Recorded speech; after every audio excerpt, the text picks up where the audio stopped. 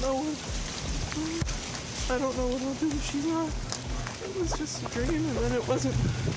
I'm gonna do a search of you real quick, and then I'm gonna put you in the back seat out of this rain, okay? It began like any other quiet summer night in the suburbs of Katy, Texas.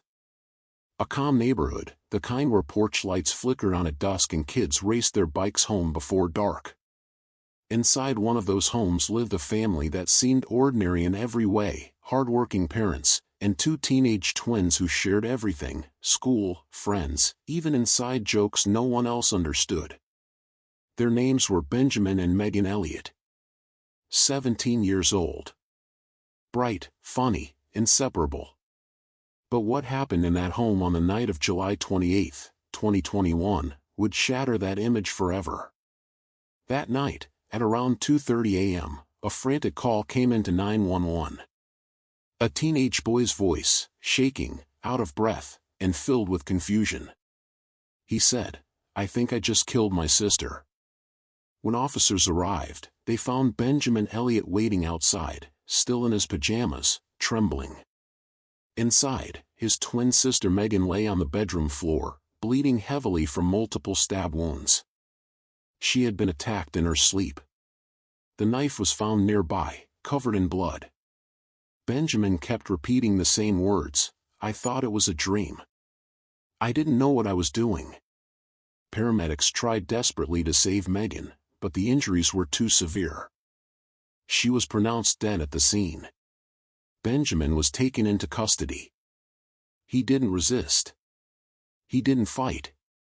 He just kept asking if Megan was okay, as if part of him still didn't understand what had happened. When detectives questioned him later, his story was as strange as it was heartbreaking. He said he had gone to bed around 9 p.m., just like always. He'd had no argument with his sister, no reason for anger. But in the middle of the night, he said, he woke up, or thought he did, and saw what he believed was a dark figure standing near his bed. He grabbed a knife, thinking he was defending himself from an intruder. The next thing he remembered was standing over Megan, covered in blood. To the police, it sounded unbelievable. How could someone not realize they were stabbing their own sister? But Benjamin insisted he had been asleep, trapped in what he described as a horrible dream he couldn't wake up from. In the following days, the story spread quickly across local and national news. "Boy kills twin sister in sleepwalking attack," the headlines read. Neighbors were stunned. Teachers described the twins as kind and inseparable. Friends said they were like two halves of one person. There were no warning signs. No history of violence. Investigators began digging deeper, looking for any motive. They searched the family's phones, computers, and social media. They found nothing: no fights, no hidden resentment, no dark secrets. It seemed impossible that Benjamin could have done something so violent. But the evidence, the blood, the knife, the wounds, said otherwise. As the investigation continued, detectives brought in sleep experts and psychologists. Could someone really commit murder while sleepwalking? The answer was complicated. There have been documented cases, though extremely rare, where people in a state of parasomnia, a sleep disorder that causes partial arousal, have performed complex actions while unconscious. Some have driven cars, eaten meals, even attacked loved ones, all without memory. Benjamin was sent for psychological evaluation. The experts noted he had no prior mental illness, no history of aggression, and showed deep remorse and confusion. He told doctors, "If I could trade places with her, I would. I still don't believe it's real." Meanwhile, prosecutors faced a difficult decision. Was this a tragic accident, or murder? After reviewing the evidence, they charged Benjamin with first-degree murder. The reasoning was simple: he'd gone to the kitchen, retrieved a knife, walked upstairs, and attacked his sister multiple times. To them, that showed intent, not sleepwalking. In 2023, 2 years after the killing, the trial began. The courtroom was packed with reporters, psychologists, and local residents who couldn't believe what they were hearing.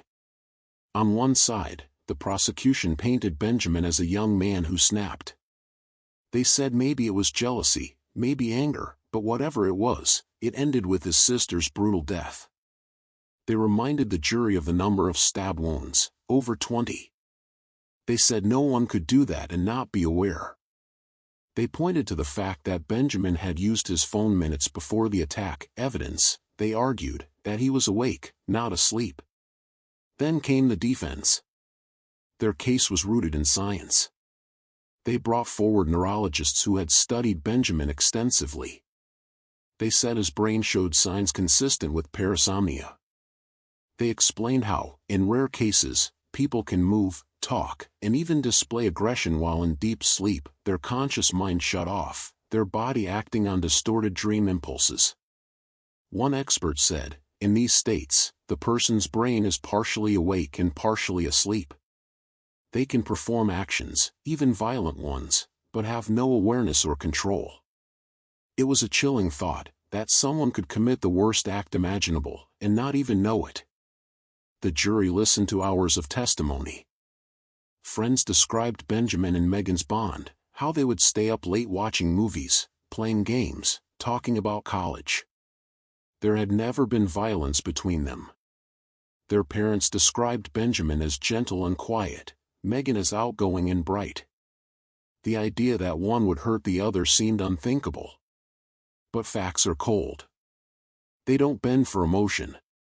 The autopsy showed the attack was brutal, deliberate. Prosecutors reminded everyone that Benjamin didn't just strike once, he kept going. They argued that at some point, anyone, even a sleepwalker, would have woken up. The defense countered that parasomnia attacks often follow dreamlike logic, actions carried out in confusion and fear, without awareness of reality. And they had Benjamin's own words, recorded on the 911 call, where he said, "I thought it was a dream." His voice cracked. He sounded terrified, not like a murderer, but like a boy who had just woken into a nightmare. The courtroom divided. Some saw him as a victim of a freak neurological disorder. Others saw him as a killer trying to escape responsibility. The case dragged on for weeks, filled with testimony, sleep studies, and psychological reports. Reporters called it the sleepwalker murder. Online, people debated endlessly, was he guilty, or was this one of those rare cases where science simply couldn't explain everything?